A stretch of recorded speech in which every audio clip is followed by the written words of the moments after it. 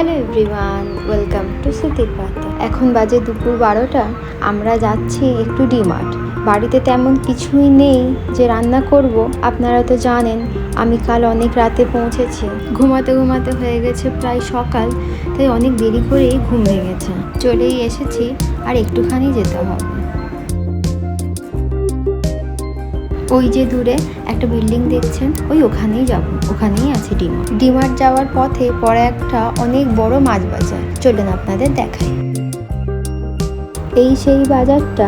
এখানে নানান রকমের মাছ তো পাওয়াই যায়, আর তার থেকেও ভালো একটা জিনিস আছে, সেটা হলো এখানে একটা বাঙালি সবজির দোকানও আছে। কথা বলতে বলতে পৌঁছে গেছি ওই বিল্ডিংটার কাছে, যেটা আপনাদের তখন দেখিয়েছিলাম। এই সেই সাদা বিল্ডিং, ওর ভেতরেই আছে ডিমার্ট। এই ভিডিওটা আপনাদের শেয়ার করার আরও একটা কারণ আছে। এই বিল্ডিংটা না বেশ উঁচুতে। আমি যখন প্রথম আসি আমি তো বেশ অবাক হয়েছিলাম, কারণ কলকাতাতে তো এইরকম উঁচু নিচু হয় না, আর পুনেতে যে এরকম তা আমি খুব একটা জানতামও না।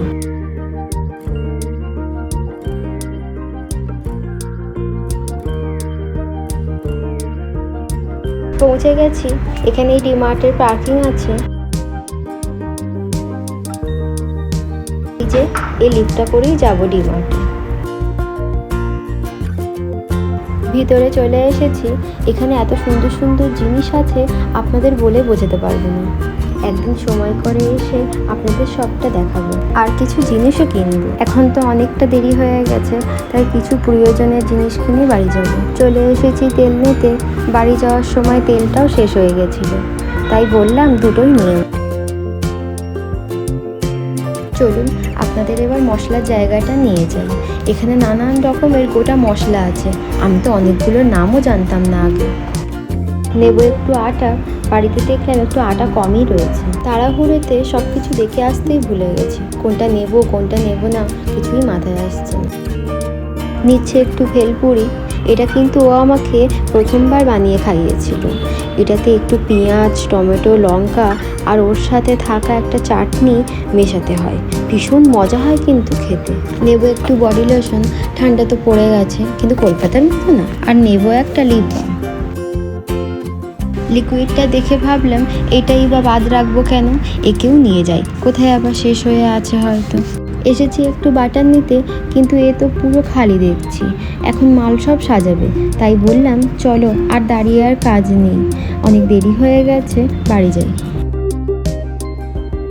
হয়ে গেছে সমস্ত বিল করা।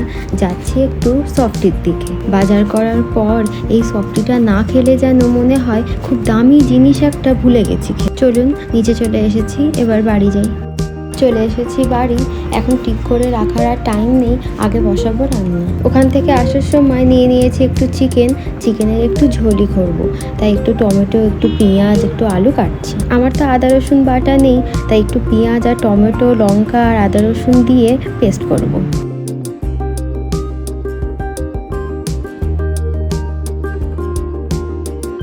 হয়ে গেছে আলুটা ভাজা, এবারে চিকেনটা বসিয়ে দেবো। অনেকদিন রান্না না করে করে যেন রান্নাটা মনে হচ্ছে ভুলে গেছি। আমি কিন্তু বিয়ের আগে রান্না করতে পারতাম না, জানেন তো। বিয়ের পরেও যে তেমন রান্না করেছি তাও না। আম্মা হয়তো রান্না করতে করতে বলতো একটু আমাকে নেড়ে দিতে, তাই যখন আমি এখানে আসি আমি তো কিছুই জানতাম না রান্নার। ধীরে ধীরে শিখি, কিছুটা মায়েদের থেকে, কিছুটা ইউটিউব দেখে। এ পর্যন্ত কিন্তু খুব ভালো রান্না করে উঠতে পারিনি। কথা বলতে বলতে হয়ে গেছে অনেকটা রান্না। আমাকে বলল দাও, আমি শসা আর পেঁয়াজ এসব কেটে দিচ্ছি, তুমি একটু রেস্ট নিয়ে নাও। সারা রাত ঘুমাইনি তো, এখনও কেমন যেন ঝিমাচ্ছি। কাটাকাটির ব্যাপারে কিন্তু বেশ পারদর্শী উনি। আমি বললাম কাটাকাটি যখন করছো তখন একটু ধনে পাতাও কেটে দাও, আমার তরকারিতে লাগবে। কথা বলতে বলতে হয়ে গেছে আমার অনেকখানি রান্না। এবারে একটু ধনে পাতা ছড়িয়ে দেবো, একটু ফুটিয়েই নামিয়ে দেবো। হয়ে গেছে আমার রান্না। ভাতটা আমি যখন চিকেন ধুচ্ছিলাম তখনই বসিয়ে দিয়েছিলাম, তাই ভাতও হয়ে গেছে। চলুন তাহলে খেয়ে নিই। এখন এইটুকুই। ভিডিওটি ভালো লাগলে অবশ্যই কমেন্টসে জানাবেন, একটি লাইক করে দেবেন। Thank you.